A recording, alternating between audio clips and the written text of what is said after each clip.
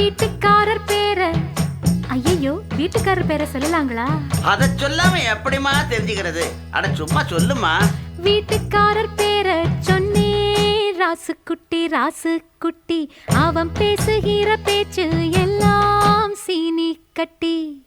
அட கண்ணுக்கழகா ஆளும் இருப்பாரே,